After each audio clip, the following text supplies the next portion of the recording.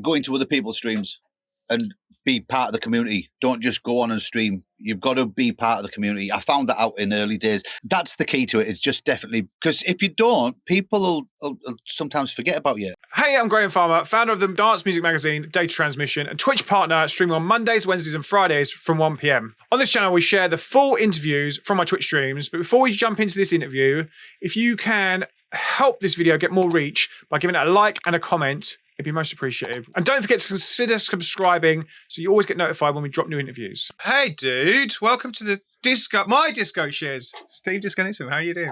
I'm all right. I just thought I should have got you a Disco Squad t-shirt sent, shouldn't I, before we... we can do a swapsies. I'll send you a DT one.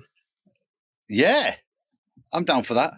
We could have done a live swapsies where like I throw it to you and you throw it, and then we change mid swap. Did you ever see the one we did with Michael Gray with the cake? No. Oh yeah, I did. Yeah, did you pass a cake and he received it? And yeah, it was. That's part of the fun, I think. And that's the best thing about Twitch is when you do crazy things like that. And for someone like Michael Gray as well, you'd think Michael Gray would just tell you to get lost. But I phoned him. I was like, I've got an idea, Mike. And he's like, what is it? I was like, go to Sainsbury's and you've got to buy this cake so it looks exactly the same as mine. And he went and got one. And it worked really well. And then, because it's just a case of putting your arm out the screen and then pressing play. And then he got his son to pass him. Oh, I've let the secret out now. Oh, no. Oh, yeah. So he did that. So we did it twice. And then I've got video footage of me wanting the cake. Don't ever want a full cake with about this much icing on when you're live streaming. I had to poke a hole through so I could breathe. You could see I was starting to panic. It was starting to panic. But there you go. Right, great. That's one way to start a stream. It's not the worst thing we've done. The timer has stopped. Oh yeah, they're on a bit of lag. What an intro! Yeah, welcome in, Steve. Welcome to our stream. How are you doing after all that? Oh my god, I'm good. I didn't realise you could see the comments in this. This stream thing's really good. I like this, Graham. It's great, isn't it? Yeah, because I can see the chat. Yeah, see the chat. Yeah. Brilliant. It's very cool, isn't it? They've just up. Yeah. That's a new thing. That's a new thing. They haven't had that before. That's new. I haven't seen that before. It's really good. I can even turn it to dark mode. I like this. It's a very cool system, isn't it? Dark mode is amazing. Yeah. So what were you saying? Yeah, it's a new. It's part of that's a new comments. We haven't had that before. That's cool. That's upgraded. I haven't actually seen that side of it. I've only seen this side. This side's wicked. Oh no, it's really good. I can see Grumpy, Big Shot Grumpy, Stradders. I should have worn my glasses. Grad Masks. Parsons is in. Yeah, it's good. I like it. Yeah, Ecamm was updated, Loz. Yeah. Yeah. But I need to look at something like this because I'm going to start doing a podcast. Great. But the podcast is going to run aside the Twitch thing, and I'll get your advice because you're the man. I don't know where to put it or what to do with it, but the first one's going to be me interviewing Michael Gray. That's going to be the first one, and then we'll interview you. And then I thought we could interview like squad members. It doesn't have to be famous people and like Jedis like you. It can be Jedis. It can be just anyone. And I think people would really like to see the other side of people, wouldn't they? Yeah, that's what I feel like when we do these. Like, I like the system for it. It's great for streaming. It's great. We have to pay for this because we pay for all the extra time. It's not like free like the OBS, and so it makes a cost. Jedi with a G. OBG Kenobi. Yes. Love it. Yeah, it'd be good. But it's a good piece of software, and it's solid, and we've only had a few issues, haven't we, Loz? A few issues. Crap. Don't you think the issues is what makes you though? Don't you think the problems are what make your streams better? Do you know what it is? It's always when we've written all the questions, we've set the shed up, and we're sitting there leisurely having our lunch and just like oh, we're actually ahead. We feel like we're ahead of the game. Then as soon as we get in here, there's a technical issue, or the camera starts falling over midstream, or the audio doesn't play. Like just stops being able to play through the stream software, and it's just coming out the speakers in here. Oh my days! That's what happened, especially in the early days with me. We had some horrific things. I used to use Serato audio cable, the virtual audio cable. So, but because I run a 2-computer system, I've got my thing over here. Well, you've all seen anyway, but I stream music from the computer that's normally there. It's not there because I'm using it. It's here. And then I've got the PC. So we had to run Serato on there and Serato on the other one, just so you could use the virtual audio cable. You had to turn it on, even though you weren't using the Serato, for it to see the S11. But the problem was, if you weren't paying attention and you turned the mixer off while OBS was switched on, it would wreck the virtual cable. But it didn't. But it didn't wreck it. The sound still come through, but in real time, it put it up about 4 octaves, so you sounded like Pinky and Perky. But it wasn't going faster. It was in real time. I've got a video and I'll find it somewhere of me in the raid train with it happening and shouting for Lee Buxton to get on so I could raid out. Oh my gosh. And so I never used to be able to turn the mixer on and off, and it still does it every now and again, but at least I know what it is now. But now I use, is it AIOS or whatever you call it, the plugin? No, I don't know. I literally just use Ecamm, and then I just switch it on, plug it all in, and then we're done. I think it's ASIO or something like that, and just a driver, and then you tell it which channels you want. Mojack's helped me set it up.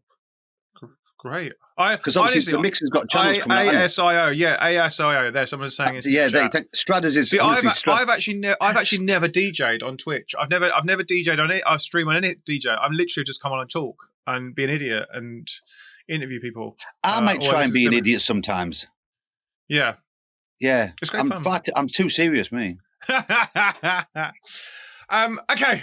We're way. I thought this might happen. We're kind of swerving around the kind of plan. I warned you. I found my earbuds. Where were they? It was underneath the elephant table. I've got a table with an elephant on, and it was under there where the missus seen it and didn't pick it up. An elephant. I'm interested in the elephant table. Look, right, okay. So I got rid of my sofa, and I went down to buy. I wanted one of them L-shaped ones. They go because we've got a massive long room, and I thought a nice L. Remember, we were supposed to be talking about music, or Twitch, one of them. So I wanted an L-shaped sofa. So I went down to the shop with my tape measure, right? Measured it all, everything, and this one side was too long. But I worked it out that it was too long by one chair because it came in sections, right? Yeah. So I remember saying to the guy, I'll have this, but I don't want one of them pieces. And he knocked me a couple of $100 off. As soon as I walked out the shop, I remembered that it came with a drinks holder, where you put your drinks in. Now, I've got kids, so I remember telling him I didn't want that. So what I'd actually done was ordered a sofa that was too small. So when my sofa came, it didn't go from the wall to where it was supposed to. It was about this short. So I went and bought a table with an elephant on it, and that's how I've got an elephant table. Right, good. That's solid. Yeah. And that's apparently where I keep my earbuds. Now underneath the elephant table. Right, good. Yeah. While we're on this kind of random thing, one of the first things we talk about from my interviews is what is your meal deal of choice when you come to go into like a supermarket, Tesco, Sainsbury's? Sausage sarnie, 100%. Sausage. Do you go for the meal deal, like the kind of no? It's just a sausage sarnie and a latte. Is that it? Okay? Well, the sausage sarnie keeps me grounded, but the latte makes me feel like I'm posh. Okay. So it's a win-win situation, Graham. Okay. And before you all ask, and this is God's honest truth, sausage sandwich is brown sauce, bacon sandwich is tomato sauce. I put brown on both, but you're good. Well, you're wrong. I can be wrong. I don't care. I'm putting brown sauce on both. I don't really have tomato ketchup. Is there such a thing as a posh Geordie? I'm not a Geordie, by the way. I'm a smoggy. I'm from Middlesbrough. If I was a Geordie, I'd be saying things like, why I, man, can he pet? And all that. I don't think there's such a thing as a posh Geordie. I might have run into one from time to time. Brown is rubbish. Brown is not rubbish. It depends what sort of brown it is. I tell you what not to get, and I hope they're not listening. don't buy Hellman's tomato sauce. What a load of rubbish. Mm. I thought the missus had just asked me if I found my thing. Should I tell her that I haven't and wind her up while she's at work? There must be some celebrity from Newcastle who's posh. Gaza, he was posh. Grilled cherry tomatoes are better than red sauce or with your bacon sandwich, though. What? Grilled cherry tomatoes? Oh, yeah. Yeah. Whoever said that, I'm down with that. That's Loz, my assistant. Yeah, I agree. Okay. We're going to talk about Twitch. Yes, please. I'd love to. When did you start? How did you start? When did you start streaming? And how long have you been on the platform? I think I'm coming up on 3 years. Okay. I think it's 3 years. So you started before lockdown? I started 2 weeks before. I started the week of lockdown, I think. Okay. Because I was ill in hospital. I got out of hospital, and literally the gyms got closed in the UK about 2 days later. Mm-hmm. And I think it was the Friday night, because I was originally on. Everyone in the chat will know this story. They'll be like, "Oh, here he goes again." I was on Facebook to try and I was getting some decent numbers, and then, but it was mainly because I live in Hull, but my family lives up north. Right. So I couldn't sort of see them. So I was logging in so that my sisters and my mum, because believe it or not, my mum listened to me grow up and DJ and told me to turn my music off so much. And now she logs into Twitch and watches me. Yeah. And yeah, she loves it. She's Disco's mum, if you want to follow her. I was trying to get her to affiliate, but I don't know what. Amazing. Well, we got a gnome to affiliate. So if we can get a gnome to affiliate, we can get my mum to affiliate. 14th of April 2020 was the first stream. Oh, there you go. 14th of April. There you go. Yeah, because wow. I remember I was on Facebook. Yeah. And then I was streaming every single day. I was doing 5 o'clock till about 8. And then they started to slow me down, where they cut you off and stuff and that. And then I was doing a Deep Heat special. The CDs or the vinyl, Deep Heat? Yeah. Well, I got a load of them, and I was just doing classics. And then a record label shared my stream, and I thought, oh, that was good. And then 2 seconds later, it had gone, my stream. Oh. And it had blocked me out completely.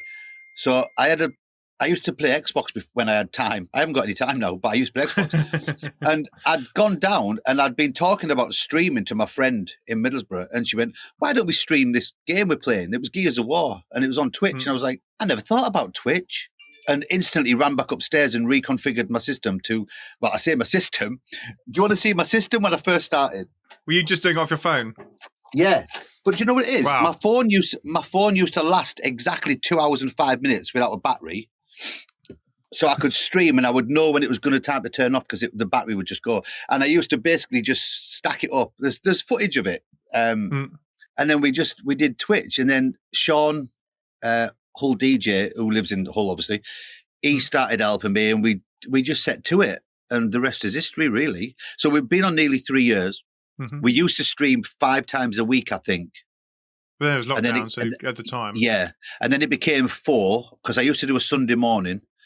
But then when IRLs came back, it just wasn't possible to do Sunday mornings. I was getting up at 10 and I was due on at 10:30. And I don't mind being tired, but you don't want to go do a show if you haven't got the energy to do it. You might as well. Yeah, 100%. So we just knocked on the head. So now we just do 3. But exclusive for you, Graham, I lost one of my gigs on the weekend yesterday. Oh. So I'm in it, right? So I might start doing. Do you want to?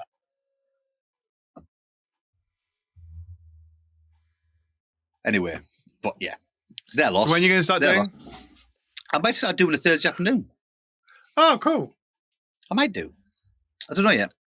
What time do you stream at the same time? Have you always streamed at the same time? Do you still 3 o'clock. Monday and Wednesday, 3 o'clock. Oh, well, it's 3:30 now because the missus, the selfish, started working.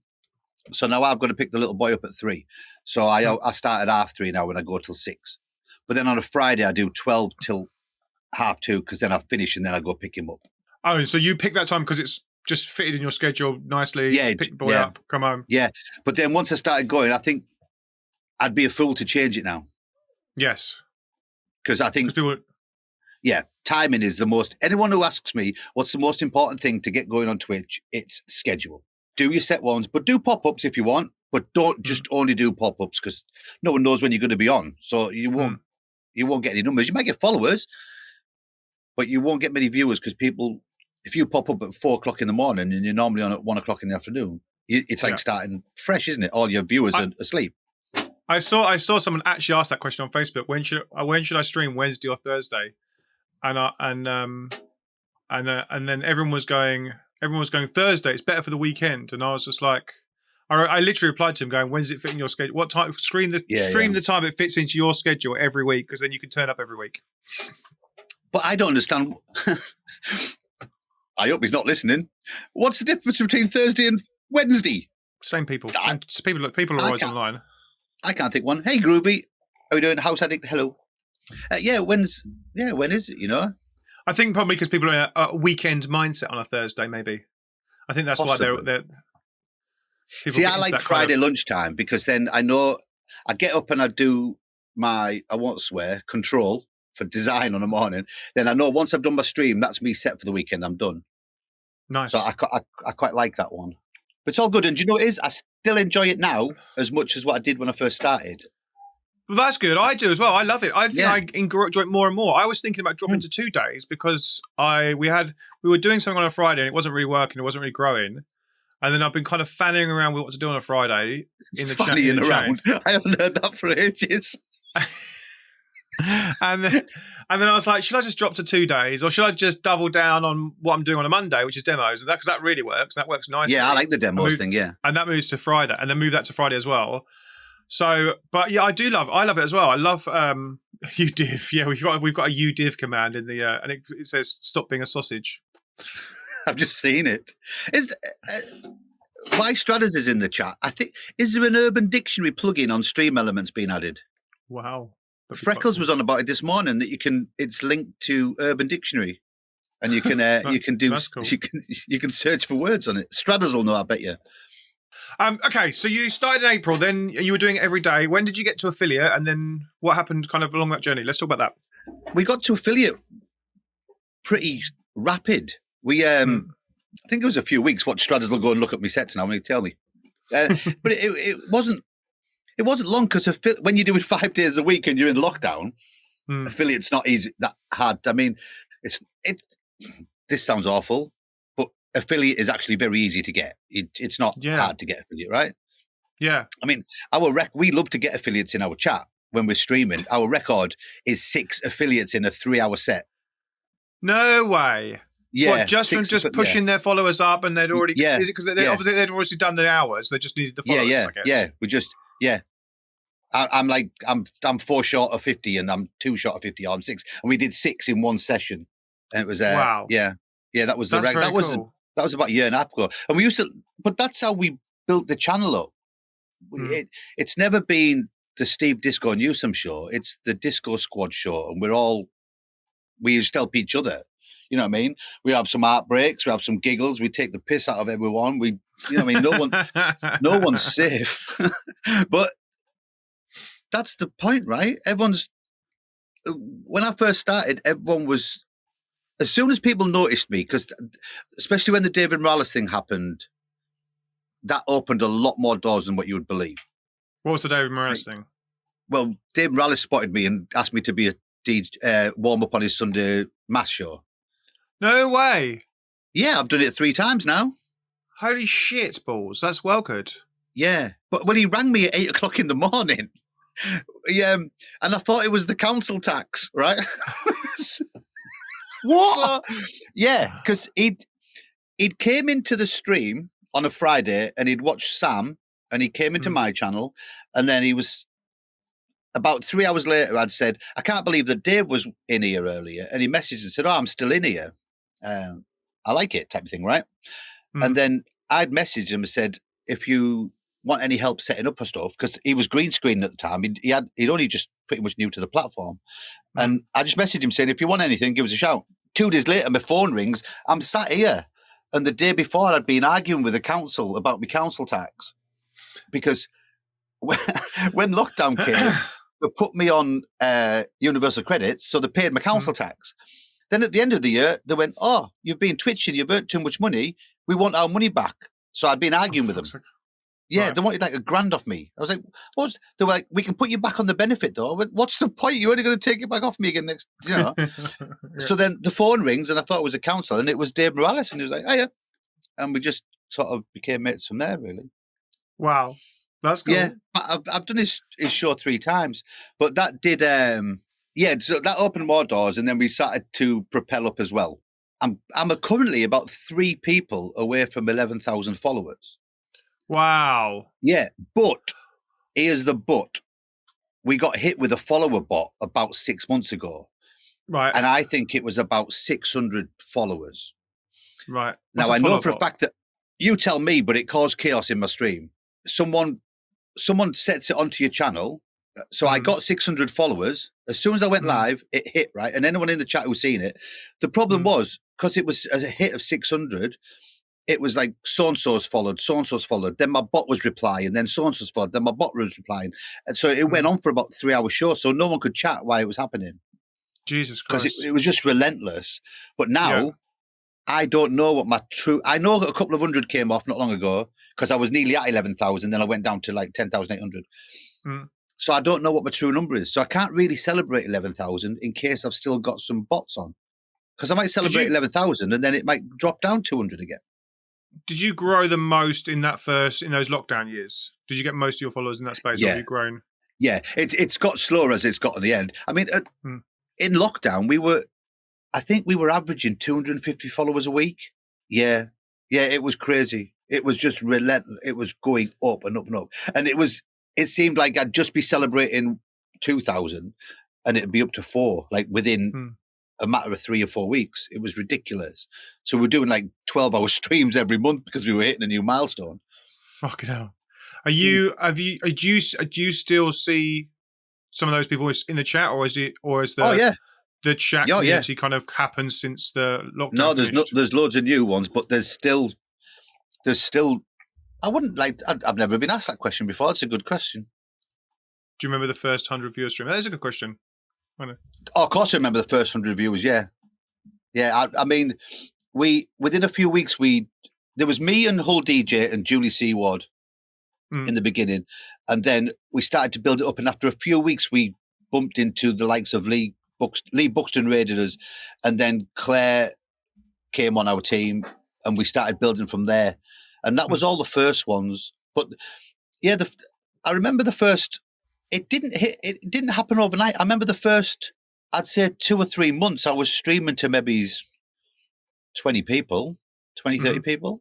And then it just sort of took off, and but it's weird. Once you hit 1,000 followers, it's like the algorithm changes or something. Paul Brisk told me, I remember Paul Brisk put me in a team when I was a couple of 100 people in.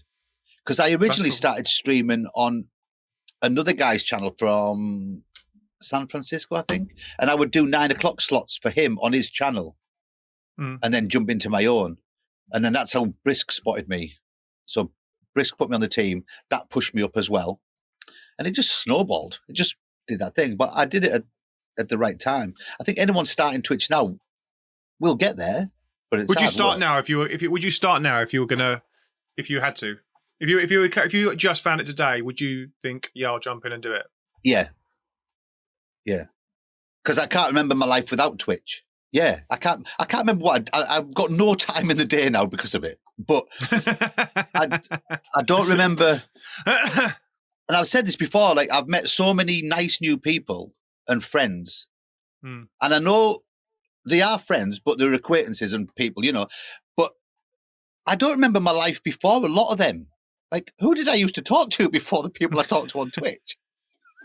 Like, I don't remember. And I've got more mates now who know more about me than people. I'm 51 next week. It's my birthday next week. Hint, hint. Oh, happy birthday, dude! Yeah. Next Wednesday. Week today. You can have the early birth. You can have the birthday song. Hey, Mike Freak's in. Mike Freak's awesome. You can have the birthday song. Can I? Yeah.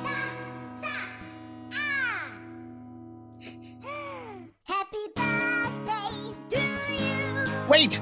Happy birthday to you.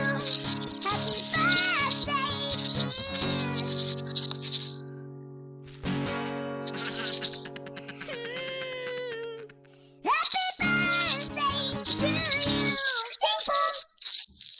There you go.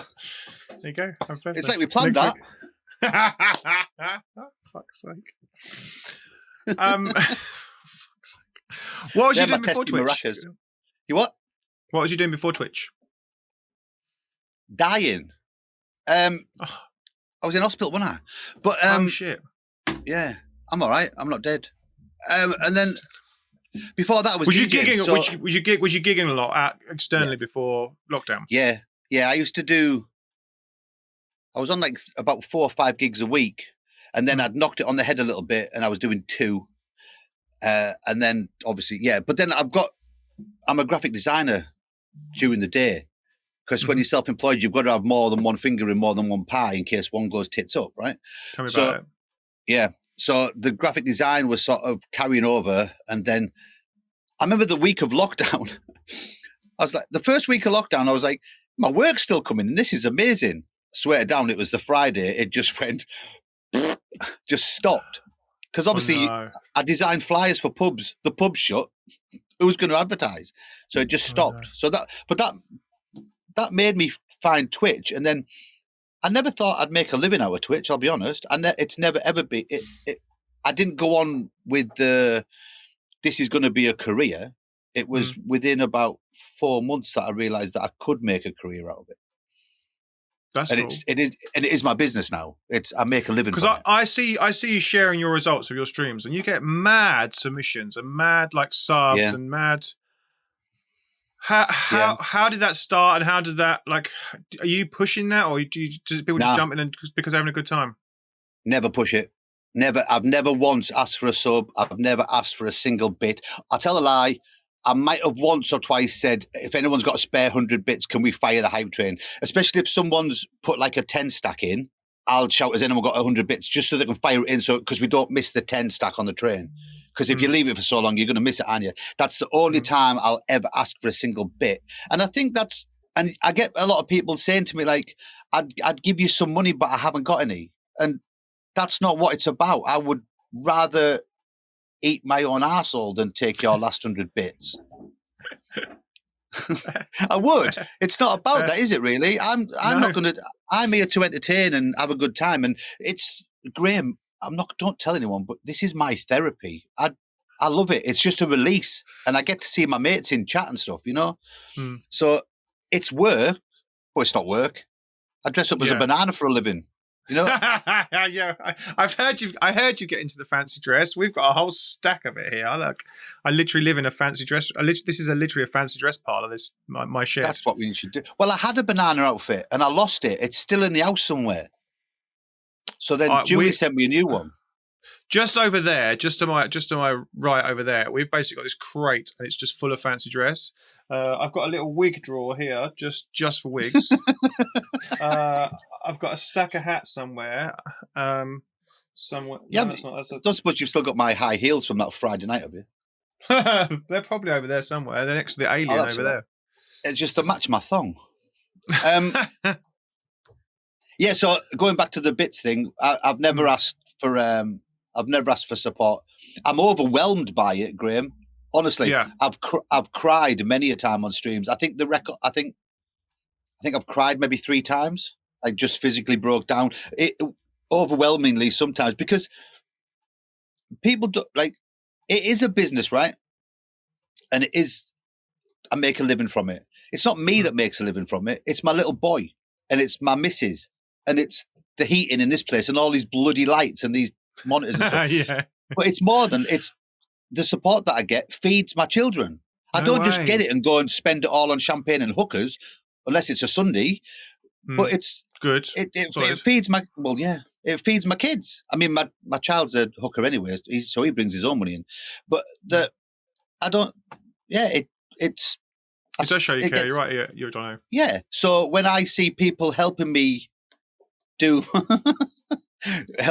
my feed my kids by streaming, how can it not? It touches me, and it doesn't matter if it's 1,000 bits, a gazillion stacks, or 1 bit. The fact that someone's supporting me is fantastic. I mean, what goes around comes around, and I'm a believer in that. What goes around comes around. You've got to give it back. You can't just take it. You've got to go in other people's streams and give it back as well. You've got to give some of it back. Yeah, I do as well. I do that as well. Yeah. I'll like pop because I get up so bloody early. I'll sometimes jump into streams in when I'm up first thing in the morning. I'm just sort of working. I'll have them on in the background.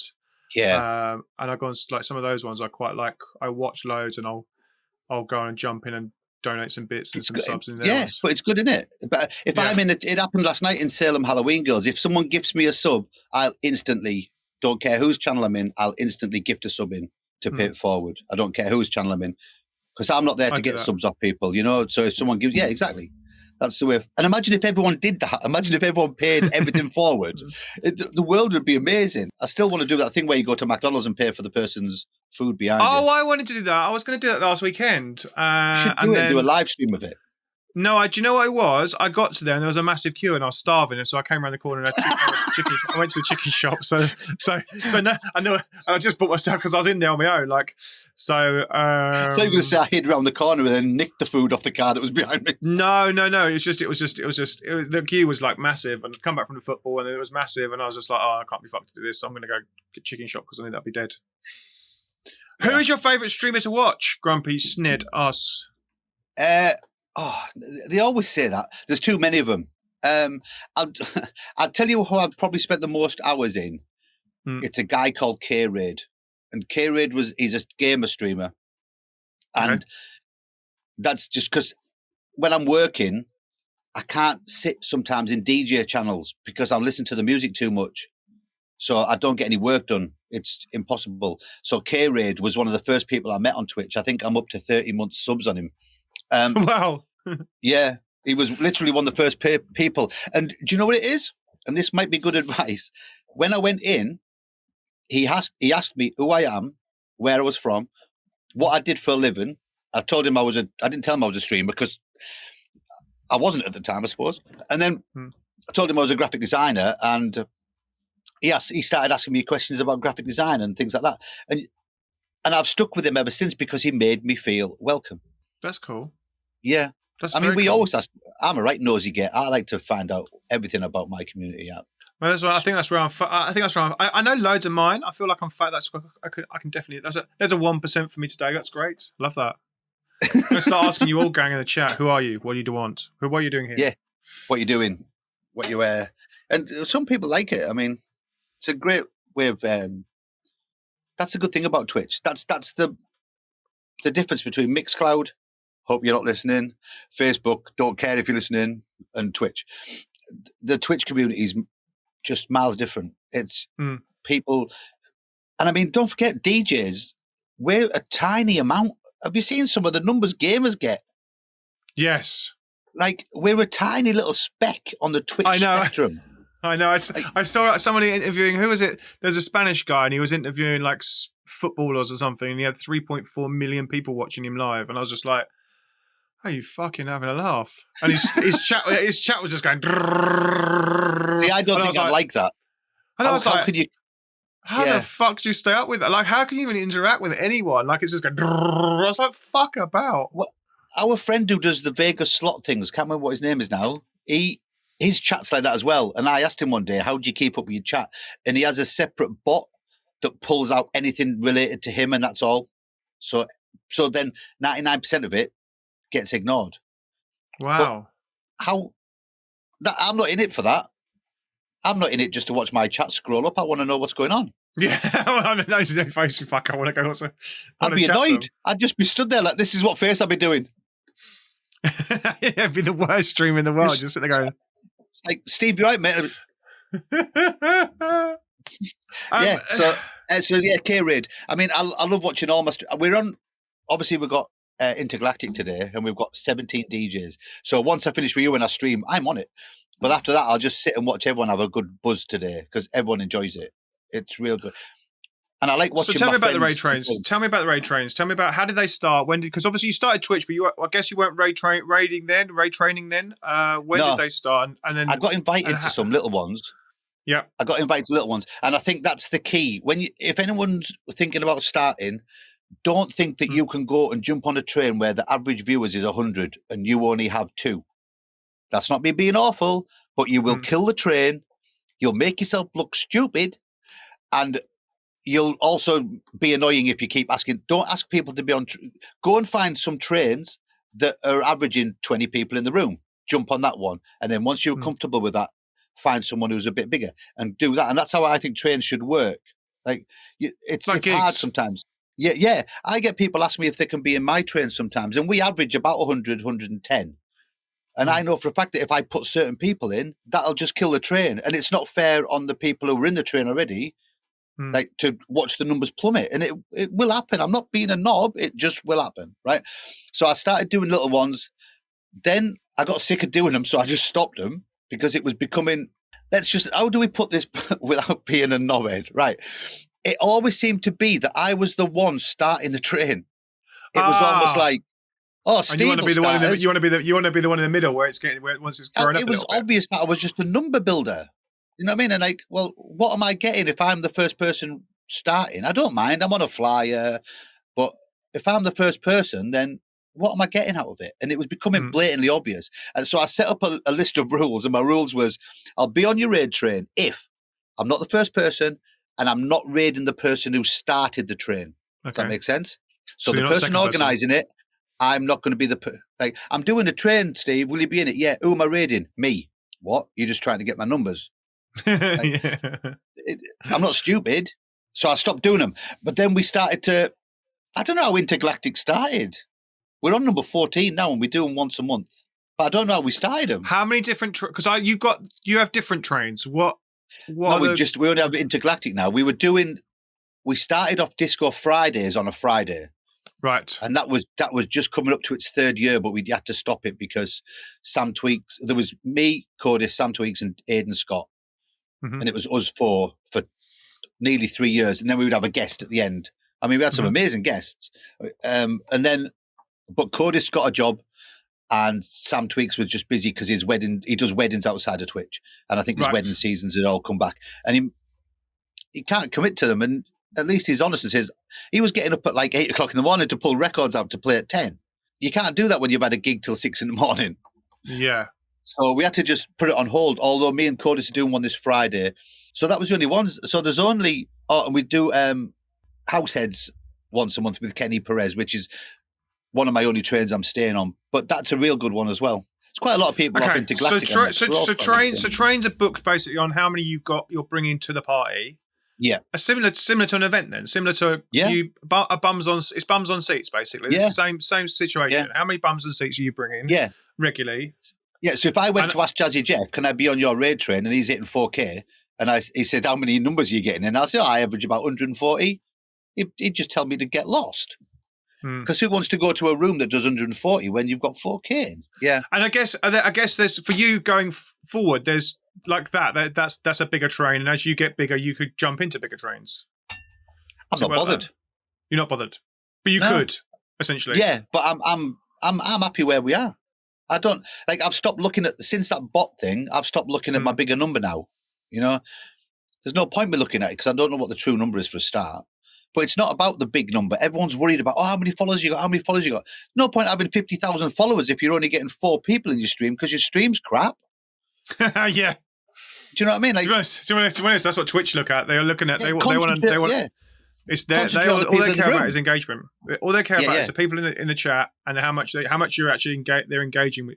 If you've got 1,000 people in there, how many of those are engaging with you, and how many are just sitting there lurking, and how much engagement are you getting per person in the chat? That's what they care about.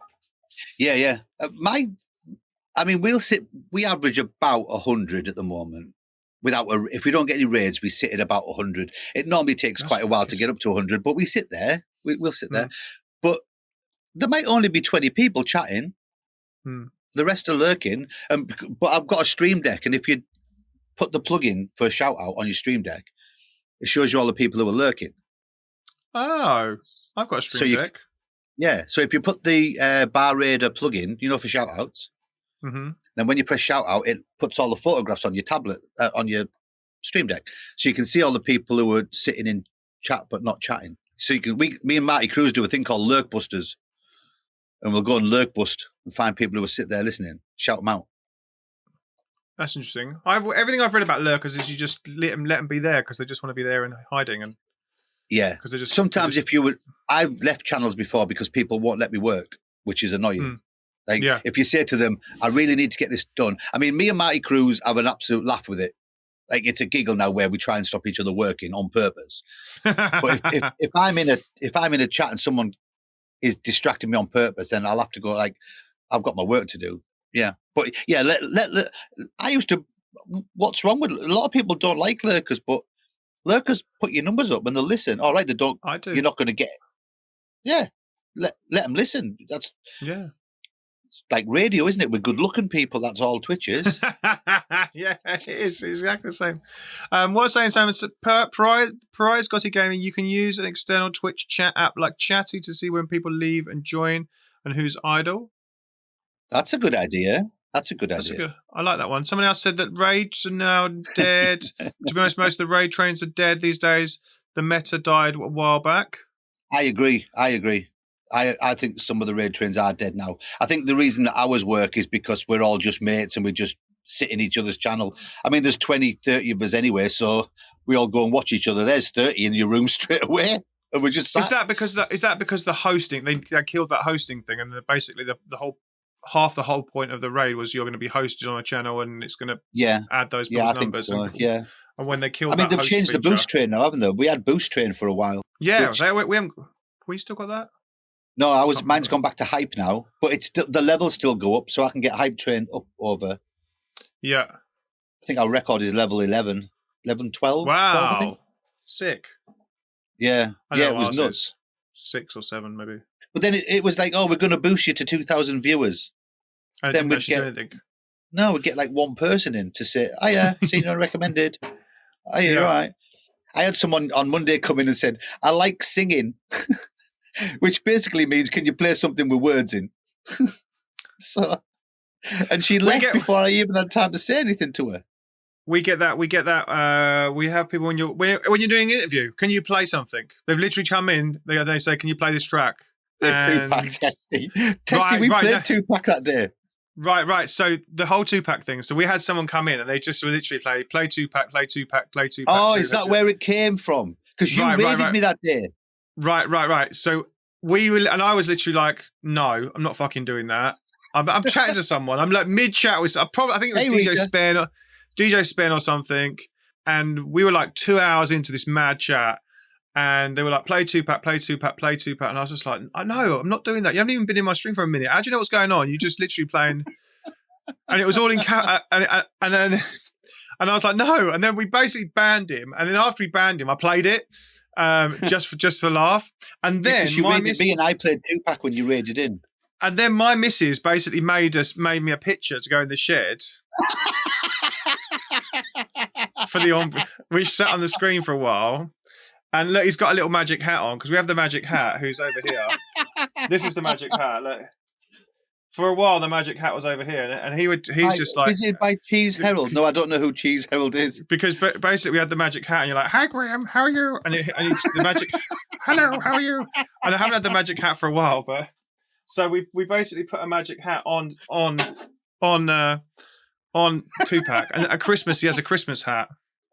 So that's where the whole Tupac thing came from. And then we had the guy. Then we had a guy that would come in and he would literally talk in caps the whole time. Hi, Graham, in caps. And we're like. And then recently, oh my god, you've not heard about the Cheese Herald? The Cheese Herald is utterly hilarious. Basically, there's a person that comes into stream chats. He's called the Cheese Herald, and he gives you cheese facts. Oh, hang on. I think we have. He's hilarious. I want to get him on a stream. I want to get him on for but I like people like that. I love it. It's hilarious. Yeah. I like them. And then the Cheese Herald left and he goes, but wait, it's the second coming is coming.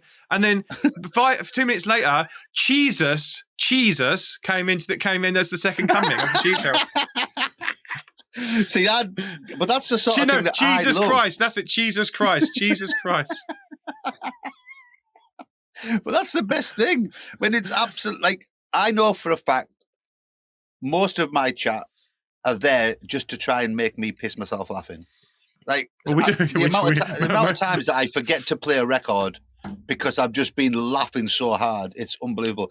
And I don't know what it is. Mine's about only trying to make people. Loz fall off his chair. My assistant Loz, I will try and make him fall off his chair, like because we're just laughing. Like the other day, we were laughing so much, I literally had to hold onto the side, and I was just like, my side was still hurting a little bit later.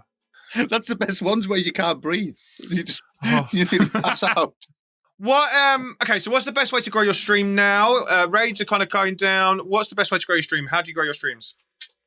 Going to other people's streams and be part of the community. Don't just go on and stream. You've got to be part of the community. I found that out in early days, and I really struggle now because I do my work day with graphic stuff. I stream. I do finish down, and then I used to go and sit in Twitch relentless. I mean, I'm in Twitch about 3 places all day. One on the PC, one on there, and one on the Mac. So I sit in it all the time.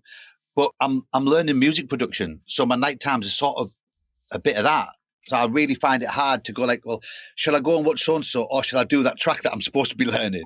So, but that's the key to it. It's just definitely, because if you don't, people will sometimes forget about you. And if you're not raiding other people, and don't raid the same person all the time, worst thing you can ever do, raiding the same person all the time. Raid, like I've got a chef that I raid. So we'll go from house to chef or to gaming. We don't always go to house music or whatever.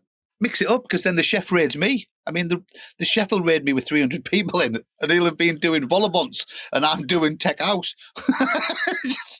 But that's what it is. Shit the bed. Okay, we normally sources go. is We Steve normally using to learn music. Michael Gray's teaching me Cubase. nice. Yeah, We normally go As into a friend. the music and then kind of raid someone in music, and we'll usually go for someone that's got one person just to go and jump into Yeah. their stream. Yeah, I do that. When I first started, it was always, let's raid the highest person I can see, so hopefully I get followers.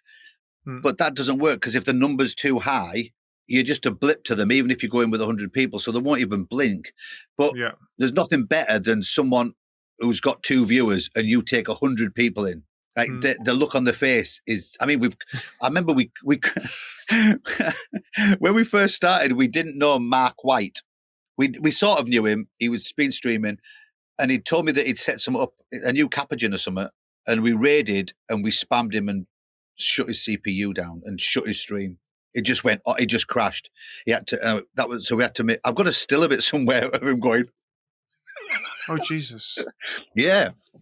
So no, but that's the best thing. But if someone from the Disco Squad's on, then we usually raid them. Or if there's someone on, I'm not going to go and raid some stranger when one of my mates is on. Not happening. And then, but we do like to go and find some new people, because you've got to keep finding new people. You can't stick in the same circles all the time. And there's a load of you think you know all the people on Twitch DJing, but you don't. There's loads of them. And That's what that person the other day was saying. When should I stream? And I was like, just go on. There's people on all the time. There's people always stream. Just start at the same time.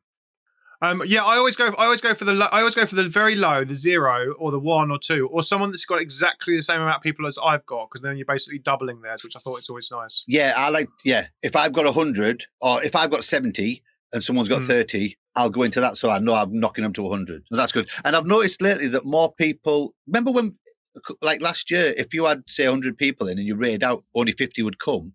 They seem to have fixed that now. The number seems to be really close to the number in the room. So I don't know what's happened, but it's definitely better.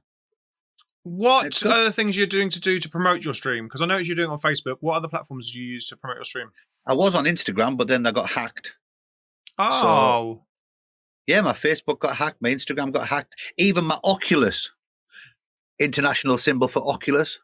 Yeah, that got, because I signed in with Facebook for that, so that got locked. Shit. So I've started my new Facebook now. So I've got a new Facebook. So if everyone, please follow me, because people still think that I'm a bot. I'll send a friend request to them and they'll think I'm a bot. I got reported by one of my mates because he thought I was a bot. Instead of messaging me and going, "Have you got a new account?" I know, and I think and they tried to close me down about 4 times. They tried to close me down for adding people. You're a social network. You've just got rid of 5,000 friends. I'm gonna add a few back. Yeah. Yeah. I would definitely start a new I'd start a new Instagram because but it's still suspended. It's only suspended, Graham. So when I log in, it says it's suspended because of it's linked to the Facebook account. So my theory is, but if they get rid of my old one completely and nuke it so that the email won't be reopening. How old is your new old one? 20 years. Instagram. Your 20 years Instagram. How many followers did you have? One. You? No, I don't know. 3,000 or something. Yeah, you can make that back in about 2 months, 3 months. Oh, really? Yeah. With the help of you. No, you just start new ones because with the old accounts, there's loads of like old code and old bitty code in there, and it's just like if you start we started a new account for somebody in May, and by August they're up to 1,500 followers, and just like hammering Instagram reels, and just because they had all the new algorithm, the new code, and the new ways of setting up a page, and it was a brand new page, it just grew really quickly. All right, okay, right. I'm going to do that then. That's my decision made. I'm going to set a new one up. My new Instagram is @GrahamFarmer. Did I see you have Discord? Are you using Discord? I use Discord, but I had to. Well, I still got it, and the community's still going in it. But again, I just simply can't get the time to sit in and chat. And it's a great platform, and I wish I could spend more time in there, but I just don't have the time. Once I go in, 6 hours later I come out. You know, I just don't have the time to go in, especially some of the channels we've got with the GIFs and stuff. You can just be in there for hours, and I really need to nail this production thing. I was going, So are you just starting to produce now? Okay, cool. Yeah, I got a track out in January though.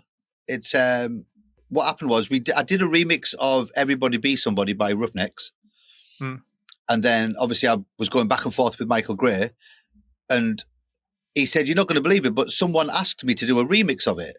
And I haven't got time. Do you want me to send them yours? So I was like, yeah, thinking nothing would come of it. And then the record label messaged me back and said, yeah, we want to put this out. And it's is it High Fashion Records? It's the same record label that what Dr. Packer puts out on stuff. Nice. Yeah. So it comes out in January. And they messaged me yesterday saying they still haven't got a date, but they're working on the sleeve and it's going to come out on vinyl as well. Just after Christmas. Sick. That's sick. Yeah. Disco? I guess, yeah. No, yes, kind of like, well, Everybody Be Someone's like a house record anyway, so it's like that, but it's got a bit of a chunkier build up. When you're streaming, how do you plan your streams? How do you select the records for your streams? I sit the night before and I put a playlist together. It's usually 35 songs for a 3-hour show. Wow. Because I like to give or take some, because 4 minutes a record sometimes. Yeah, when I used to do my longer streams, it was 60 records, but I sit and I sort them out. And I think for the first year and a half, I didn't repeat one song once. Nice. For the full first year, because there's so much music out there anyway. So I normally sit at about 8 o'clock on the night and then make my playlist for the next day. Like I've already got today's show planned from yesterday. It's a load of disco house today and stuff. But because I found that it sounds daft, but my stream's in front of me, but my computer, my music's over here. So if I'm spending 90% of my stream doing this, I'm not engaging with the audience, and the audience my community is more important to me than what my music is to me. Does that make sense? I'll play anything. I'll just play anything. Me, I don't care really. So you plan? Do you just work down the list, and then have you already kind of planned the idea? And okay, no, I just hit the BPM. I don't go in key. I just go BPM. So the show always starts slow and ends fast. And then because then you're more just being with the community and being with the community. Because then I stick them into in Serato. You know, you've got the top section, the preview thing, whatever it's called. Yeah. What's it called again? Serato. Yeah. So you drag your tunes from the crate into the top section, and as you play them, it deletes it. So when you load it, it automatically gets the next one. So you press load on the next deck, and it's automatically there. Oh, sick. Yeah, so you don't have to look at the tunes. You know it's the next one. You just press load and you're there. And it gives you. Cool. I've had people. We don't do requests, but I've had some every now and again. And people go, "Why don't you do them?" I say, because it's going to take me at least a minute to find it, and that's a minute where I lose the chat and stop. Like I said, I talk more than I play music sometimes. But that's it. I want to know what people are up to. I want to know if you've had a good day, if you've had a bad day. You know, it's a popular thing. We're sitting here like, should we play a track? Like, especially when it comes to demos, we're sitting here like, should we play a record? And Loz is like crying. He's like, and people in the chat going, play a fucking record. We're sitting here. Our longest for what is it? Somebody tell me in our chat. My longest for starting a stream and not playing a demo is, I think, like 37 minutes. For a demo stream, it's taken 37 minutes to get to get to the records. That's crazy that you said 37 minutes, because I was about to tell you a story about my friend called Neil. Neil's a DJ in Hull, right? And he's known for using the microphone. And he's also known to have a few beers. And his record for ranting in a pub with no music playing is 37 minutes. No way. Yeah. And my other friend took the mic off him, but he had a cordless one. So he just started ranting again. He was going on to some Karen. Just, yeah. That's Hull for you. There you go, Ethan. Yeah. Yeah. 37 minutes was his record of talking and no music in a bar. That's very funny. Someone says if you want to do a request show, you can set up a bot to add tracks to the playlist, and you can set channel points to redeem song requests. Yeah, but then you're still looking for the track. That's the thing I hate. I did do it where we used to have the Discord, and if you want a song, if anyone wants a song playing on Friday, say, you can message me and say, like Kenny messaged me yesterday wanting a Michael Gray track. He wanted I'm Every Woman, I think. And he messaged and said, could you play this on your show tomorrow? Yeah, of course I can. I'll stick it in the playlist when I'm sorting them. I don't mind. We've Grumpy was in the chat. We did a full 3-hour show of just tunes that he selected. We've done loads of that before. Are you playing old music, new music, promos? Everything. I play house and disco, but I like to play new records, or new to me. They don't have to be new records. The new records that I've found. I like to dig on sites and find tunes. But we play a lot of classics sometimes. I play loads of promos because I'm on loads of promo lists because of Twitch. You'd be surprised when you start getting followers on Twitch. You'd be surprised how many people want to give you free music. So I'm on quite a few. I mean, I Tropical Disco. I love Tropical Disco. Hot Gorilla. They give me some real good stuff. I need to just find Tropical Disco. That sounds very cool. If you like disco house that sounds like porn music, I do. Great. That's it. There's no vocals whatsoever. Maybe there's a stab every now and again. But Tropical Disco is amazing. We've got loads on Friday show. I've got all the new promos on Friday. What do you do with your streams afterwards? Like, are you putting them on YouTube? Are you chopping them up for Instagram? Are you putting them on TikTok? Like, nope, nothing. It's turn up. It's like a club. Turn up and you get it, or otherwise you don't see it. And that was one of the things that most people ask me. And that does it I'm thinking about twitching. Does it save your mixes? No one's going to log in and listen to your mix you did last week on Twitch. I don't care who you are. They're not going to, because there's too much live stuff going on. So what's the point of saving it? If you turn them off anyway, then you're not going to get copyright infringements as well. I saw you do muted sessions. What are those? Tell me about muted. Everyone seemed to be putting mixes up. And then I sat one day and I was on the phone with a good friend of mine, Peter Parsons, who I met through David Morales. I met Dave in Middlesbrough and Peter was up there, and me and Peter have been friends since. I think that was about probably a year and a half ago now I've known Pete, but there's not a day goes by. And then we were sat one day and it just came to it. I was like, people want me, I keep getting asked to shut up, like when I'm playing music, but I'm not going to shut up on Twitch, like at all. Let's do a mix show where it's a weekly mix, but I don't talk. And it just came out my mouth and said muted. Next thing, we've got the artwork and it's me with gaffer tape around my mouth. And we're on to episode 44 tomorrow. We do one every week. Nice. So is that part of your streaming? Is that part of your? No. I record them I usually record them on a Wednesday or a Thursday.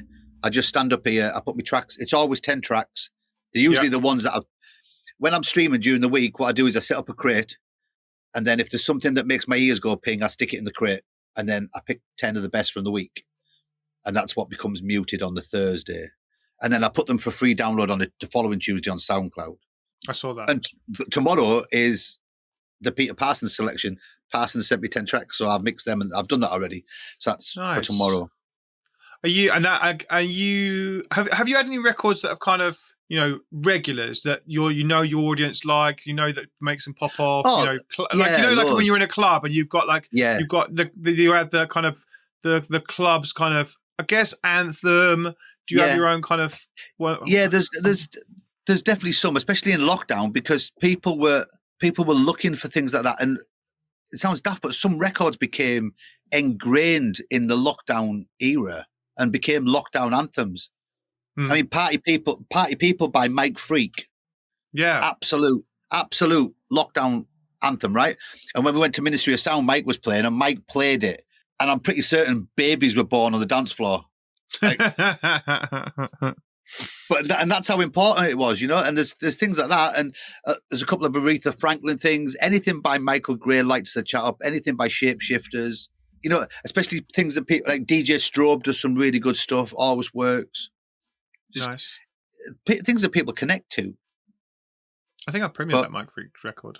Yeah, I think Mike Freak's in the chat. He's brilliant. Yeah, but I think but because I like to make my shows different every time. We don't repeat a lot of stuff. We don't often repeat stuff unless I'm going to do a long stream, and then I'll go back to a couple of shows, because I sometimes save. If I've had a good stream, I'll save it as a playlist, and I'll sometimes go back and cherry pick tracks. How do you pick? Do you go for certain genres for certain days? No, apart from disco, Fridays is always disco, but Mondays and Wednesdays, most of the time, I haven't heard the track, let alone my audience. I've just simply downloaded it that way. Nice. Yeah, because then it just keeps it fresh. And 90% of the stuff is stuff that no one knows. It's just good music. That's very cool. Yeah. Well, you don't have to keep, like, what's that stupid saying? A good DJ doesn't play what you want. He plays what you want. You need to hear, right? So, yeah. But as long as it's a good vibe, and I've been in the game long enough to know a good record when I hear one. So, yeah, that's agreed. But that doesn't work when you do IRL. And that's why I struggle sometimes with IRL. I mean, I've kept residencies for years, but the manager's always like, oh, you come and play house and disco? Yeah, I do. You start playing house and disco and they go, this isn't Robin S. And you go, no, because it's house and disco. It's good stuff. But you play better music on Twitch than what I do in real life. My real life gigs are all, my real life gigs are all well-known tunes, always. Especially Have you got any gigs off of being on Twitch? Live ones? A couple. I don't think so. Not many though. But I can't think what it was.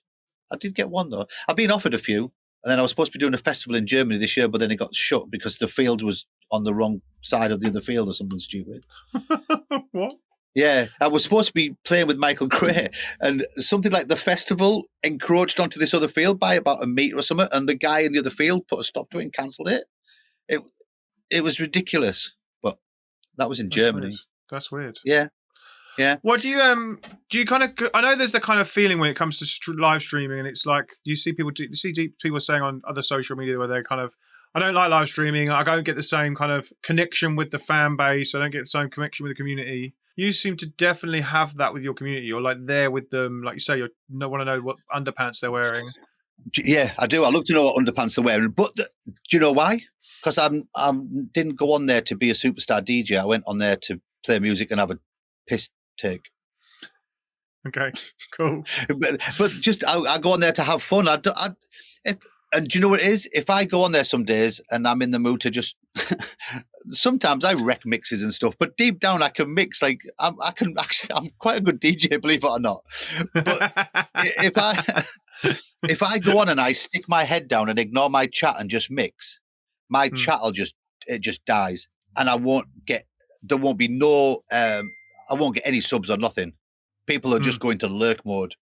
And that's what people don't realize. They go on and they try and be superstar DJ. That's not what Twitch is about. If you want to do seamless mixes, stick them on Mixcloud. People listen to them, right? And I think that's what it is. I like to know, like you said, I like to know what undies people wear, you know? And do you have any mid-stream hacks for growing your audience? Your live audience? Mid-stream? Yeah, like just kind of like you do things you just know are going to boost numbers or... No, but if anyone knows one, I would really like to know some. Okay. No, just be yourself. I mean, I must pop up on some people's recommendeds, and people must come in just to see what the hell's going on. that's where sometimes with us. If Banana Mafia is out, I mean, Banana Mafia, to anyone who doesn't know what the channel is, people have got to go, what's this guy doing? Yeah. I am going to get a static shock one day off my banana outfit because my stalk keeps rubbing on me soundproofing. So one day I'm going to get a massive bolt. Do you But, I stream mean- from the? Are you streaming from your roof, your loft? Is that what you're? Is that what you stream from? Yeah. This is, you can see it bending. Look, this is the roof. Yeah. So when I moved house so that my boy could go to a different school because he was already in the school and they threatened to move him because of the catchment area. So I said, right, well, I'm going to move out. So I moved here, which is, I can see his school out my bedroom window. So I moved on purpose so that, and that's when I got the loft. I was like, oh, I'm going to change it to a design studio. But then lockdown happened and the rest is history. But yeah, that's next door. That's the neighbour's house there. And they've got a converted loft as well. But I've asked them many times, like, is my music too loud? And they're like, we don't hear it. And there's two little girls who sleep next door. And she said, we don't hear it. And I have it at quite a volume. Is it because of the padding and the protection and the soundproofing? And It's good soundproofing, but it's not the most expensive stuff. So I don't know. Maybe Okay. it's. So you started on your phone, and now you're on two computers. Yeah. What other tech are you using? Right. So go my tech right the way through. I've got Yep. a PC. I bought a gaming PC, which is this one here that's not turned on. Yep. It's down there. Right, so that's a beast. It's total overkill. It doesn't need to be what it is. It's a beast. So I use that, and then I've got all my other tech. All these three screens here, by the way, is my graphic design life. This is just so my middle one is where I design. That one there is where I open my emails, and that one's where I dump my files. Nice. And then nice. And then I've got two Technics 1210s there with an S11 mixer. My other monitor's over there. This is what people can't see, by the way, but my other monitor's there where I read my chat. There's my little window. For fresh air. Yeah. And then I've got some roving head disco lights. Nice. Gaffer tape to my banister. This is my banister where I go downstairs. Oh, fuck. Yeah. I mean, I've had people fall down that when they came to see me and danced and fell down it, right? And yeah, so that's on the other side of the room. And that's all. That's what I've got really. And then so I use a MacBook to play the records, and then I've got a big, like basically an umbilical cord underneath. And if I turn these lights on, I've got some secondary lights on. Yeah, I've got like that's nice, old pink. We can have whatever colour you want, baby. Right. Yes. So yeah, it's only an LED strip, Graham. Don't get excited. And then, but there's an umbilical cord under there. Yeah. With one of them, you know, the plastic things that you put cables in and it sticks to the wall. And it's just got all my camera cables and it goes to that PC. And that's it. Nice. Well, that's cool. Yeah. I wouldn't mind one of them fancy moving cameras. You know, the ones that just go like just. Oh, yeah. I went to Defected and they've got them. That Defected one is not all you think it is. Basically, the one that Defected use, because we went down and looked at it, and all it is a GoPro on you can get a motorized train for like a little train. Basically, it's just a thing that goes back and forth. And it was like, we looked it up on Amazon. It was like 50, 60 quid for the back and forth with a GoPro. Oh, really? Yeah, and the wire plugs into the back. There's a wire that just goes along with it that's in the back of the GoPro. I've got a spare GoPro as well. I've got one over there somewhere. That's all it is. That's all theirs is, the Defected one. It's a good idea. But I don't know where I would put it. I don't know where I'd put it, Graham. Theirs goes basically where the Dex is, that kind of goes the other side of the deck, so it kind of going across, and so you kind of get that angle up your nose like that. Yeah. Who wants to see that all day? Yeah, we thought about extra cameras in here, and we're like, we've got camera these too things as well. These are good. I've got those? LEDs. Just They're Elgato lights. Oh yeah. But I linked them to my when I started music production years ago. I bought an Akai AK-40. Never used it. But what I didn't know was if you've got sound switch, you know, the DMX cable, the APC-40 turns into a control deck for sound switch. So if you wipe all the buttons out, so you've got nothing programmed, plug it into sound switch, it becomes a dedicated controller for sound switch. So, yeah, so that's how we've got the lights connected to my. So when people follow me, they go blue, and when they raid me, they go red. Oh, I didn't know that you could do that. That's cool. Yeah, so if you go on if you go on to, I want to do that. It's dead easy to set We'll up. work that out. Yeah, well, you just you get a virtual keyboard or a real keyboard, and then you get the DMX, and you just press the button that you want it, and then I've got LumiStream. In LumiStream, you tell it what DMX key to turn on and turn off. So Okay. it turns it red for like 30 seconds, then turns it off. Oh, We had a cool. nightmare with it when we set it up the last time, though, because I didn't know this. There's a thing called sticky keys. Have you heard of sticky keys? No, I've not heard of any of this. This is all mad. It's cool. It's basically I'm a lost. key that gets stuck, right? So it's called sticky keys, right? I didn't know that this could happen in a digital keyboard on the screen app. So every time we pressed red, it was just sticking on, and we had So everything goes red. there was me trying to do it, Hull DJ doing it.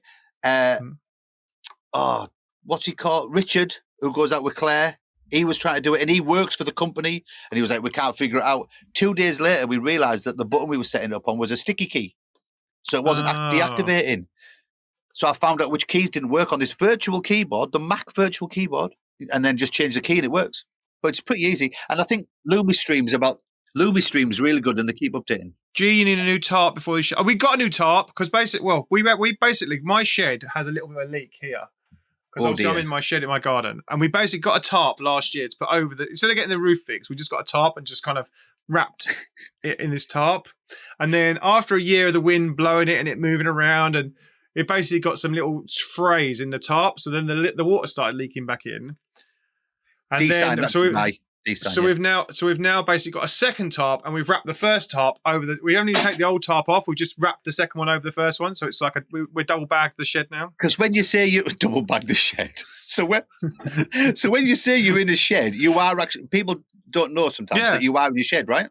We're basically my shed. Yes, we're in the shed. So because in the summer when we were the first year we were doing streaming, we basically. We would open the door and go and run in the because we have a giant paddling pool in the garden, we have one of those 3-meter ones. And when the hype train got to I remember you telling us, we would leg it out the door and go and jump in the pool, and all that would be on the stream.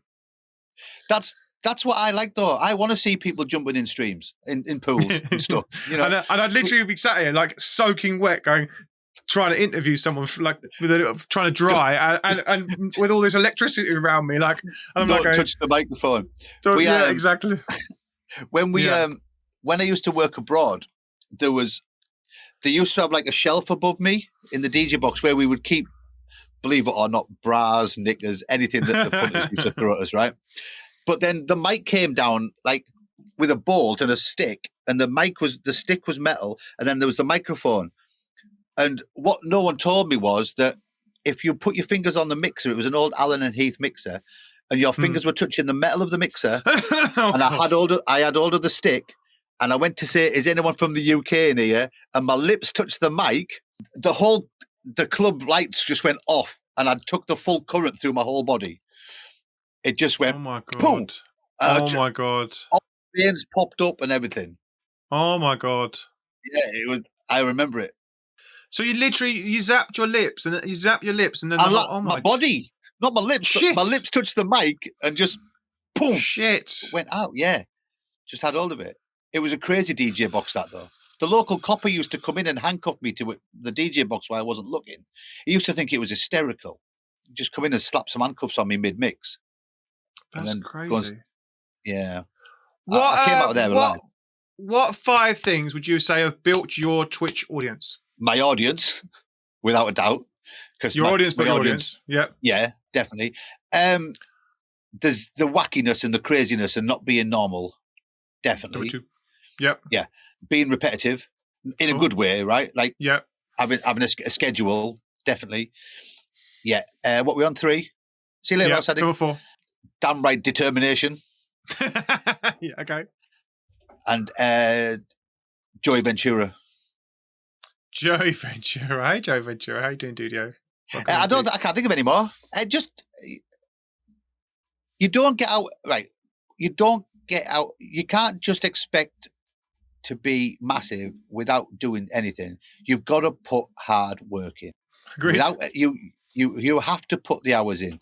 Don't turn up and think you're going to be Rockefeller skank without lifting a pencil up, right? And it's the same with everything, right? You have to try. You get out of bed and you think of doing something silly, or you do something daft, or what can you do? And don't be embarrassed and don't be scared. You don't have to look like the most professional person in your life. Have a laugh with it, and people will see you know you're having the fun. I mean, I go into some streamers, and within 30 seconds, I've left because they're just so up their own ass. It's unbelievable. Like, oh God, get a life. Like, it's the truth though. But how many times have you walked into a club or a bar and the DJ thinks he's bigger than Jesus? You know, or bigger than Prince. I'm officially bigger than Prince because he was 5'10". I think the chap might correct you. We found out how big Prince was, so I technically am bigger than Prince. I'm definitely bigger than Prince. How tall are you? 6'6". No, you're not 6'6". I am. You are not 6'6". I am. Are you really? Yep. See, as soon as people see me in real life, they go, "We thought you were massive," and I'm not. I'm only 5'10". People say, "Jesus, you're big." I go, "Are you really 6'6"? Yeah. Right. I'm bringing my ruler round. Hang on. Right. I've got a vinyl here. Hang on. So 1. Do you know? I met 2, someone from I met someone from the Philippines, and they were like, "I thought you were only tiny because I watch you on YouTube, and you're only this big on YouTube." And I was like, "Really?" That means you wouldn't be able to. I don't think you'd be able to fit in here, then, Graham. I can barely fit in here. I barely can fit. There's the roof's there, and I can barely fit in here. What would you reckon if I start doing these podcasts then, right? Yep. With these interviews, where would you recommend me stick them? Where are you going to start them? That was Are you the going to do question them I just live? asked Or you. are you going to do them live? Or are you No, going to do them... no, it'll be pre-recorded because I think some of the people I want to interview wouldn't want to risk it live with the questions I ask them. So it might have to be a case of record it, then we can take out the bits that they didn't wish to say. I would put everything on YouTube. And start a new channel for it, Discord does or something, or whatever. Yeah. Yeah. I would put everything on YouTube. Brand new channel. And I would do... I would make them long form, and then I would chop bits out for shorts. Oh, what sort of length would you go to? Like an hour? Is that too long? I like this. Do you like how I'm interviewing you, by the way? Yeah, How did you start on Twitch, Graham? So I basically met a guy in 2013 in Miami at an after party, and then like 8-9 years later, he basically was the senior person at Twitch, or senior person at Music Twitch. And then he messaged me and he said, because I had 0 followers and nothing, and I had my YouTube channel. I was putting out all my helpful content on Insta and YouTube, and he messaged me and goes, "Do you want to come and be on Twitch? I can make you a partner, and I can basically pay you a load of money to do it." And I went, "Yeah, that sounds cool." That's real good. That's how you end up on front page all the time. Yeah. Cool. Yeah. I don't think they'd let me on front page. Do you know what? It's not as good as you think it is. Like you see a lot of numbers, but it's not a lot of those convert into chat because a lot of them are gamers or just watching, lurking. It does grow your stream a little bit. Like we definitely have got people that even here Disco that are still here now that come from front page, but it's not like you're better having, like you were saying earlier, it's better having your 100 that they're all engaging and all there because they want to be there than 12,000 that are just watching. We use the front page for something different to what they want us to use it for. They want us, like, we use it for a PR thing because we want to get big interviews and big names. Yeah. Because then I chop that content for other social media. And also, I want to be speaking at conferences. So me doing big interviews with John Newman, where we've got 12,500 people watching. Yeah, I watched that. It was brilliant. It was really, really good. I'm loving all these names, by the way, in the chat. Disco Dilemmas is great. Disco Biscuits is funny. Disco Dilemmas is great. Disco Biscuits is my my channel points. Yeah, Disco Dilemmas. I like Disco Dilemmas. I like Disco Do's and Don'ts. That's quite good. I always think when you're doing a name, you want a disco. You want it to be like if you think about the kind of how would it be? I always think how would it be sponsored at some point? Like how would it be sponsored and would it sound cool if it was sponsored? Disco Dilemmas in association with rave horns. Sounds all right. Yeah, I wouldn't mind a sponsor if anyone's listening. I could do with this. Adidas. Someone was from Adidas the other day, and I was wearing an Adidas jacket, and they were like, "We should get you Disco Knows Best." Disco Knows Best that's is cool. Lie. It's got to be punchy and short, right? If it's going on YouTube, then you've just got to be able to say it. Like Disco Confessions. That's quite a good idea. I like the confessions. That is a great idea. That'd be a great series. House Save Disco. We've got t-shirts. We've already got merch for that. Yeah, tell me about merch. When did it start, and does it make you money? Is it profitable for you? I'd like to about £100 a month, I think, give or take. And it's my mate Dave from Wales, and he messaged me one day and said, "Do you want to do some merch?" Because he has a t-shirt printing company, and he does that. So we started with the Disco Squad, and the Disco Squad t-shirts, these absolutely flew, like they went crazy. And then we started adding random ones. I think we're up to about 20 different designs on the page now. And do you keep them? Do you keep them all time, or do you retire some? Unless we do. So sometimes he'll message me and they'll say, "I've found a load of orange t-shirts. Do you want to do a cheap one quickly?" But I mean, as soon as I went on, I always said that I didn't want to make money off them. It was basically advertising for me. So the prices have always. I think I make about £2 or £3 every time someone buys one. You know, it's not a great deal. It's more about the fact that people are wearing my merch. Derek McKenzie from Jamiroquai was wearing one in Amsterdam the other week, so I've got photos of that. That's very cool. And then people message me and go, I went to a concert and I seen your merch on someone. Or I'll see a photo on. I seen one about 6 months ago. A load of people going on holiday to Australia, and someone in the photo was wearing one of my t-shirts, and I didn't even know who it was. I was just like, that's one of the best feelings in the world. That's very cool. Yeah, and they're only dead simple, but they're great t-shirts. I'm not advertising them, by the way, but yeah, no, it's cool. No, it's cool. Yeah, I like the whole merch thing. I wish I'd done the whole merch thing a long time ago, because I literally it's my uniform for coming to work now. I just literally get up and put a DT t-shirt or a DT jumper. Do you know what it is? I need to buy some new clothes because I only have Twitch stuff in my wardrobe. So when I go to a real life gig, I've got random like Lee Buxton t-shirts and stuff. So I need to buy some, because I've got loads. I must have a drawer with, and I'm not lying, 50 black t-shirts with different logos on where people send me and stuff. There's loads of them. That's cool. Yeah, I just have a big thing of DT stuff, and I'm just like, oh, I'll have that one today and that one. It just makes it easy because I'll record all the content. I'll swap you. I'll send you one of mine, and I'll have a DT one. Great. Who's the biggest name you've had in your chat, Steve? Without being disrespectful to other DJs, it's got to be David Morales coming into my chat, I think. I mean, David's massive, right? And I know he's just Twitcher and stuff, but to have David Morales come and sit in your chat, that's quite impressive. And we had Bobby Promo. Oh, who did Bobby Promo bring in? Oh, hang on. Oh, Tyree Cooper. Tyree Cooper's streaming now. Cooper, nice. Yeah, he's streaming now, cool. Which is amazing. Yeah, Louis Vega as well. Louis Vega's still smashing it. Yeah, his streams are great. Yeah. Yeah. So, how have your streams evolved over? What have you learned from streaming, and how have they evolved over the 3 years? Well, I've learned not to worry about it.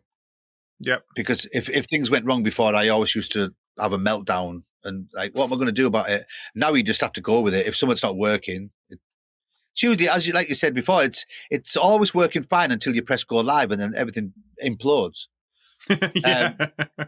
Well, as for it's evolved, like I said, it's evolved from a phone to, I mean, this used to all be Artex. We didn't have a disco ball.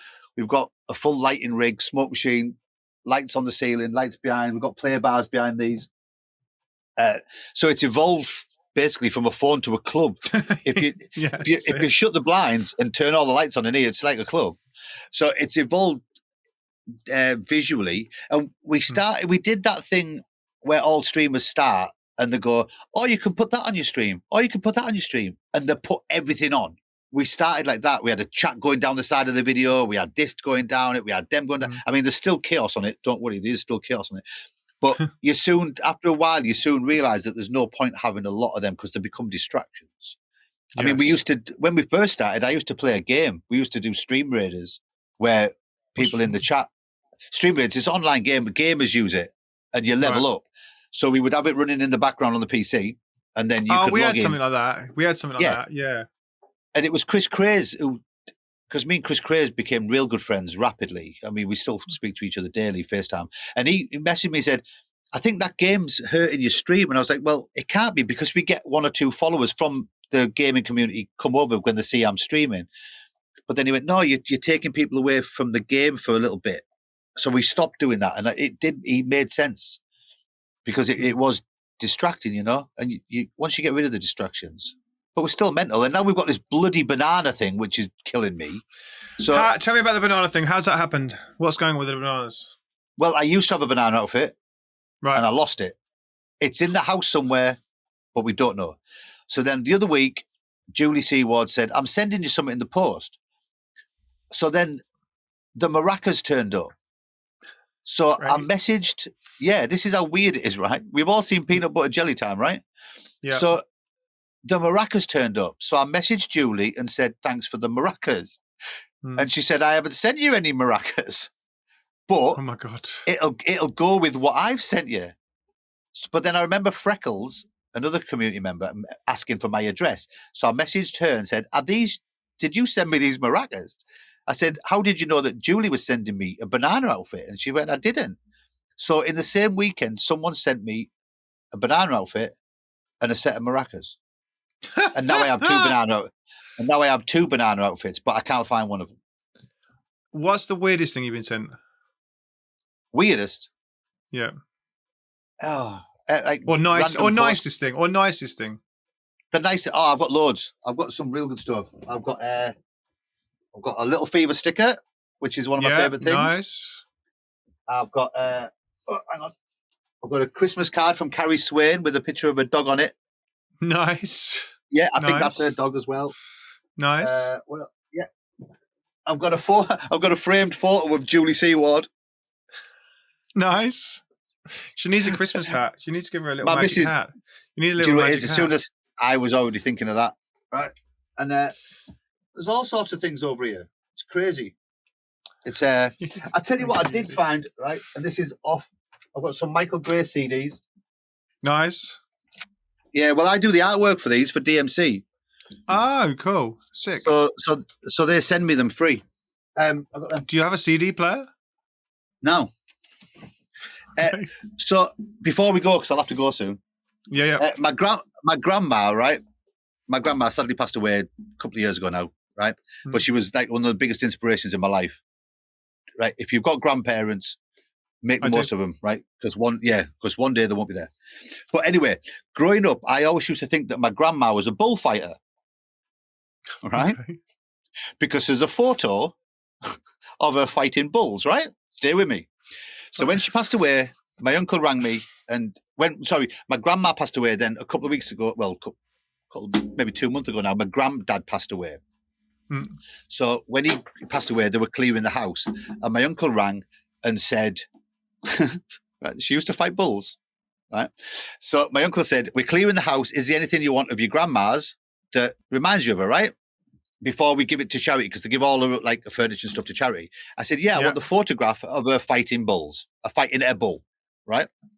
Right. And the other day I went to Middlesbrough to see my mum, and she went, I've got the photographs. Yeah, a matador, right? She said, I've got the photos my uncle give you.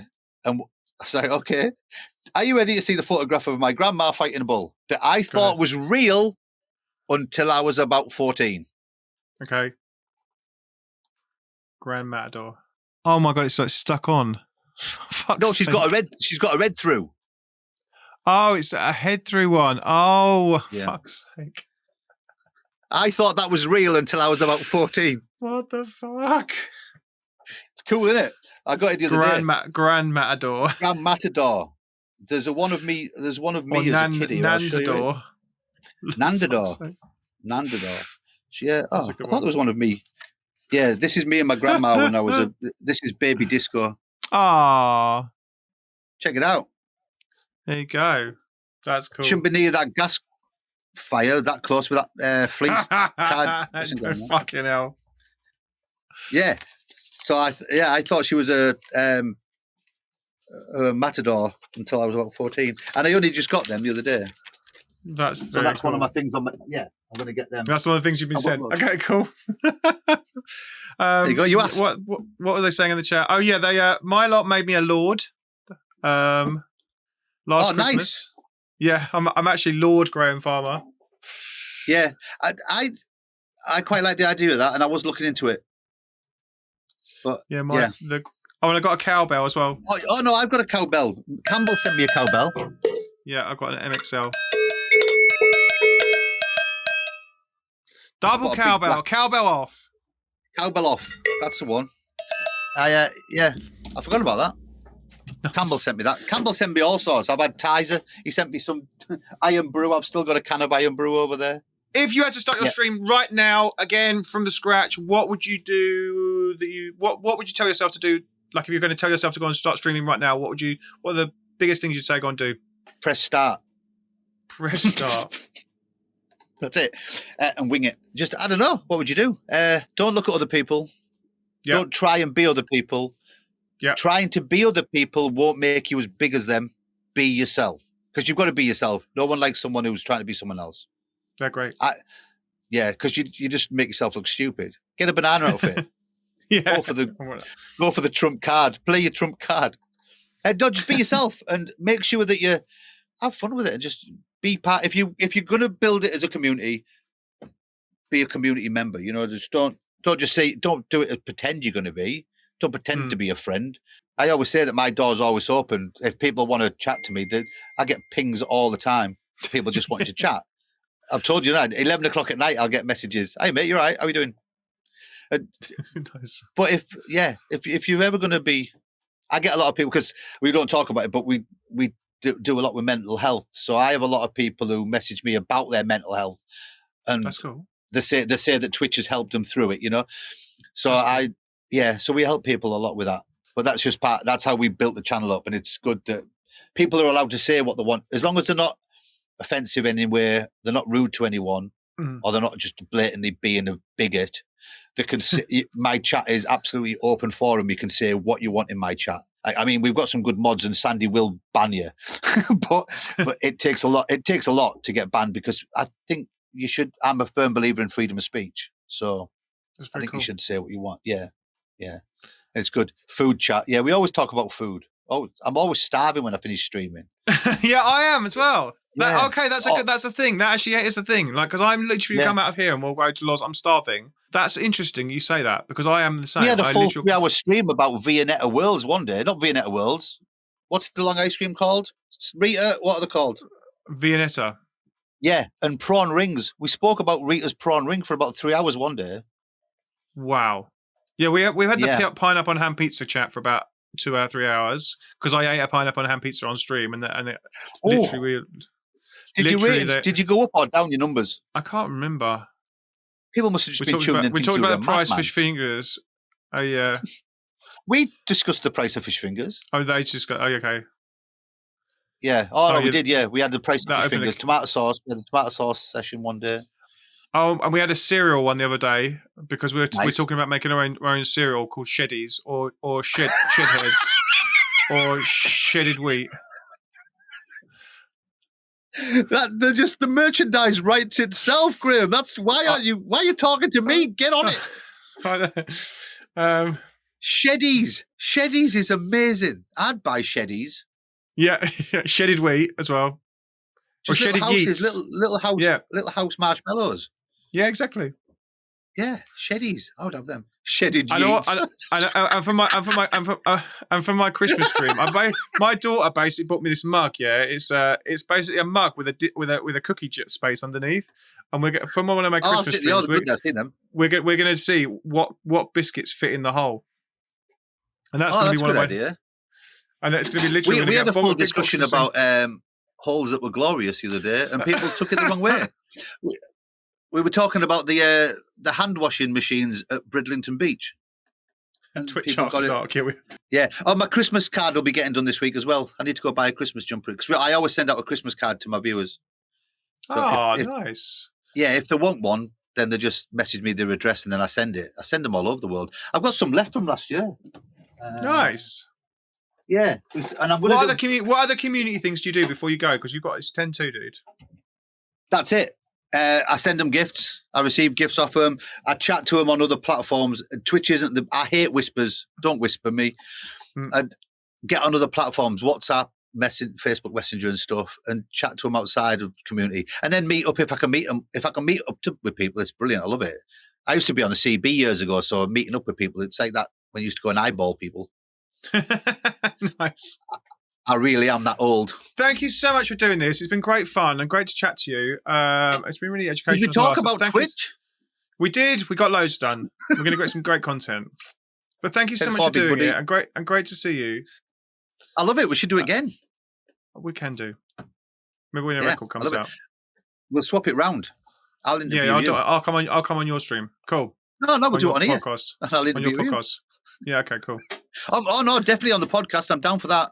Definitely, 100%. That'd be cool. Because I'd like to get into that brain of yours. Because I think you have more to tell than what you tell me. Probably. Yeah, the fact that you're 6'6" or whatever it is, I still don't believe you. I seriously am.